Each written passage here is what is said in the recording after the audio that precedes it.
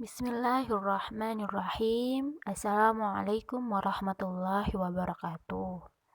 Alhamdulillah, kita hari ini akan membahas tentang konsep dasar mudharabah dalam Islam. Salah satu bentuk kerjasama dalam menggerakkan antara pemilik modal dan seseorang adalah bagi hasil yang dilandasi oleh rasa tolong-menolong. Sebab ada orang yang mempunyai modal tetapi tidak mempunyai keahlian dalam menjalankan roda perusahaannya. Ada juga orang yang mempunyai modal dan keahlian tapi tidak mempunyai waktu. Sebaliknya, ada orang yang mempunyai keahlian dan waktu tetapi tidak mempunyai modal. Maka dari itu, dari masalah inilah, apabila ada kerjasama dalam menggerakkan roda perekonomian, maka kedua belah pihak akan mendapatkan keuntungan modal dan skill atau keahlian yang dapat dipadukan menjadi satu. Mudharabah sendiri telah dibolehkan oleh Allah Subhanahu wa taala sebagai bentuk dari muamalah antar sama manusia, baik disebutkan di dalam Al-Qur'an, As-Sunnah, Ijma' dan Qiyas para ulama.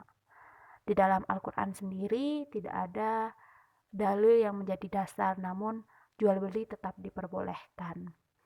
Mengapa kita membahas konsep dasar mudharabah ini? Karena Islam itu pada dasarnya mengatur semua lini kehidupan di dalam bermasyarakat, baik di bidang ekonomi sekalipun. Maka dari itu kita harus mengetahui secara pasti dan jelas bagaimana sih konsep mudharabah di dalam Islam ini. Kita akan membahasnya di slide selanjutnya.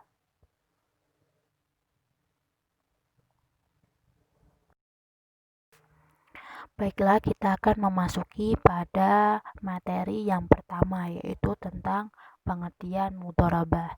Di sini saya akan membahas tentang pengertian mudharabah secara lugawi ataupun secara istilah. Awalnya istilah mudharabah itu digunakan oleh penduduk Irak dengan istilah mudharabah, sedangkan penduduk Hijaz menyebut mudharabah itu dengan istilah qirad. Sehingga dalam perkembangannya istilah mudharabah dan qirad ini mengacu pada makna yang sama. Secara lugawi atau secara bahasa, mudharabah ini berasal dari kata ad-darb, derivasi dari wazan fi'il doroban yatrobu doroba, yang artinya memukul dan berjalan. Selain ad-darb, ada juga qirad, al-qardun, dari kata al-qardun yang berarti pinjaman atau pemberian modal untuk berdagang dengan memperoleh laba. Jadi Muhammad Syafi'i Al-Antoni dalam bukunya Bank Syariah dari Teori ke Praktek menuliskan bahwa pengertian berjalan lebih tepatnya adalah proses seseorang dalam menjalankan usaha. Di sini dapat dipahami bahwa mudharabah secara lugawi adalah proses seseorang menggerakkan kakinya dalam berjalan atau dalam menjalankan usahanya dengan berdagang untuk memperoleh laba. Itu secara bahasa. Sedangkan secara istilah, mudharabah merupakan menyerahkan modal kepada seseorang yang berniaga sehingga ia mendapatkan persentase keuntungan. Kita bisa kutip definisi mudharabah dari Fatwa DSN atau Dewan Syariah Nasional nomor 07-DSN-MUI Romawi 4 2000 adalah mudharabah adalah pembiayaan yang disalurkan oleh LKS, Lembaga Keuangan Syariah, kepada pihak lain untuk suatu usaha yang produktif. Dalam pembiayaan ini, LKS atau Lembaga Keuangan Syariah sebagai sahibul mal atau pemilik dana membiayai 100% kebutuhan suatu proyek atau usaha. Sedangkan pengusaha atau nasabah bertindak sebagai mudharib atau pengelola usaha. Demikian pengertian mudharabah secara lugawi dan istilah. Terhadap berarti memukul atau berjalan. Pengertian memukul atau berjalan ini lebih tepatnya adalah proses seseorang memukulkan kakinya dalam menjalankan usaha. Secara teknis, al-mudharabah adalah akad kerja yang sama antara usaha dan dua pihak, di mana pihak pertama, sahibul mal, menyediakan seluruh 100% modal, sedangkan pihak lainnya menjadi pengelola. Keuntungan usaha secara mudharabah dibagi menurut kesepakatan yang dituangkan dalam kontrak. Sedangkan apabila rugi ditanggung oleh pemilik modal selama kerugian itu membuat akibat kelalaian si pengelola. Sedangkan kerugian itu diakibatkan karena kecurangan atau kelalaian si pengelola harus bertanggung jawab atas kerugian tersebut. Praktek mudharabah pernah dijalankan oleh Nabi Muhammad SAW dengan Khadijah. Praktek mudharabah menggambarkan hubungan kerjasama antara mudarib dan sahibul mal. Mudarib adalah orang yang memiliki keahlian, sementara sahibul mal adalah orang yang memiliki dana, yang nisabnya dibagi sesuai kesepakatan bersama. Baik, di sini saya akan menjelaskan tentang syarat-syarat dari mudharabah. Yang pertama ada sahibul mal dan mudarib. Syarat keduanya adalah harus mampu bertindak layaknya sebagai majikan dan wakil. Hal itu karena mudarib bekerja atas perintah dari pemilik modal, dan itu mengandung unsur wakalah yang artinya mewakilkan. Syarat bagi keduanya juga harus orang yang cakap untuk melakukan perbuatan hukum, dan tidak ada unsur yang mengganggu kecakapan, seperti gila, sakit, dan lain-lain. Selain itu, jumhur ulama juga tidak mensyaratkan bahwa keduanya harus beragama Islam. Karena itu, akad mudharabah dapat dilaksanakan oleh siapapun termasuk non-muslim. Yang kedua, ada signat, ijab, dan kabul. Signat harus diucapkan oleh kedua pihak untuk menunjukkan kemauan mereka, dan terdapat kejelasan tujuan mereka dalam melakukan sebuah kontrak. Lafaz-lafaz ijab yaitu dengan menggunakan asal kata dan derivasi mudharabah, mufaradah, dan muamalah, serta lafaz-lafaz yang menunjukkan makna-makna lafaz tersebut. Sedangkan lafaz-lafaz qabul adalah dengan perkataan amil atau pengelola, saya setuju atau saya terima, dan sebagainya. Apabila telah terpenuhi ijab dan kabul, maka akad mudharabahnya telah sah. Yang ketiga ada modal.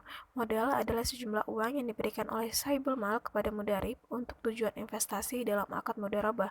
Syarat yang berkaitan dengan modal yaitu yang pertama, modal harus berupa uang. Yang kedua, modal harus jelas dan diketahui jumlahnya. Yang ketiga, modal harus tunai bukan utang. Dan yang terakhir adalah modal harus diserahkan kepada mitra kerja. Baik, syarat mudharabah selanjutnya yaitu nisbah keuntungan. Nisbah merupakan ciri khas dari akad mudharabah.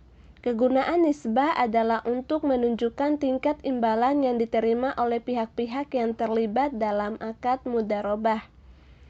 Pemilik modal mendapat imbalan atas penanaman modalnya dan pengelola dana mendapat imbalan atas kinerjanya menjalankan usaha.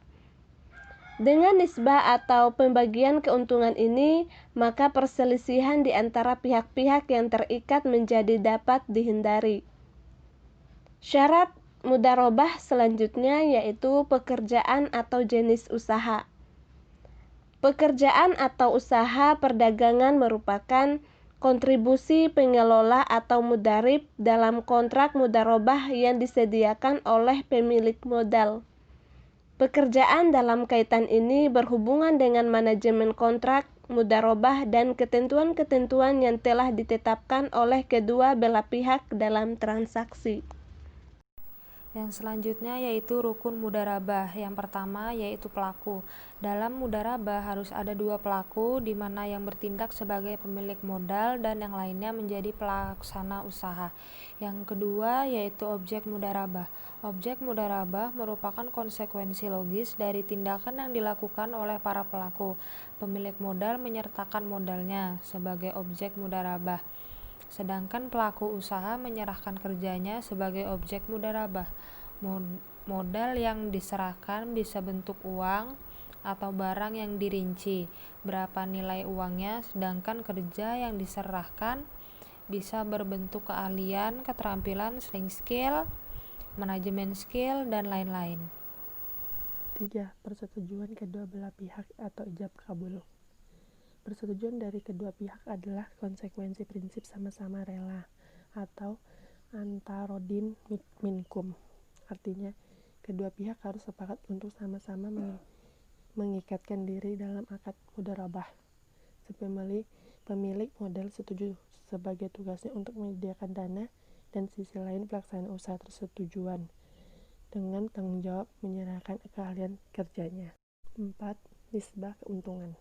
Faktor berikutnya adalah nisbah. Nisbah adalah rukun yang tidak ada dalam akad jual beli, menjadi ciri khas pada mudharabah. Nisbah mencerminkan imbalan yang berhak diterima oleh pihak yang terkait dalam akad mudharabah. Imbalan untuk pemodal atas penyertaan modal dan imbalan kepada mudharib atas kontribusi kerjanya. Dengan nisbah atau pembagian keuntungan inilah yang dikatakan bisa mencegah terjadinya perselisihan di antara mereka. Selanjutnya, saya akan menjelaskan tentang hikmah dari mudharabah. Hikmah dari mudharabah yang dikehendaki adalah mengangkat kehinaan, kefakiran, dan kemiskinan masyarakat, karena Allah tidak menetapkan segala bentuk akad, melainkan demi terciptanya kemaslahatan dan terbendungnya kesulitan. Juga mewujudkan rasa cinta kasih dan saling menyayangi antar sesama manusia. Seorang yang berharta mau bergabung dengan orang yang pandai memperdagangkan harta dari harta yang dipinjami oleh orang kaya tersebut. Materi yang selanjutnya yaitu manfaat mudharabah. Yang pertama ada, bank akan menikmati peningkatan bagi hasil pada saat keuntungan usaha nasabah meningkat. Yang kedua, bank tidak berkewajiban membayar bagi hasil kepada nasabah pendanaan secara tetap, tetapi disesuaikan dengan pendapatan atau hasil usaha bank sehingga bank tidak akan pernah mengalami negative spirit. Manfaat mudharabah yang ketiga adalah pengembalian pokok pembiayaan disesuaikan dengan cash flow atau arus kas usaha nasabah, sehingga tidak memberatkan nasabah. 4. Bank akan lebih selektif atau hati-hati mencari usaha yang benar-benar halal, aman, dan menguntungkan, karena keuntungan yang konkret dan benar-benar terjadi itulah yang akan dibagikan. Yang kelima, prinsip bagi hasil dalam al-mudharabah ini berbeda dengan prinsip bunga tetap, di mana bank akan menagih penerima pembiayaan atau nasabah satu jumlah bunga yang tetap berapapun keuntungan yang dihasilkan nasabah, sekalipun nasabah mengalami kerugian atau terjadinya krisis ekonomi. Jadi, cukup sekian pembahasan dari kelompok kami mengenai materi ini. Kurang dan lebihnya kami mohon maaf. Terima kasih karena telah menyaksikan video kami.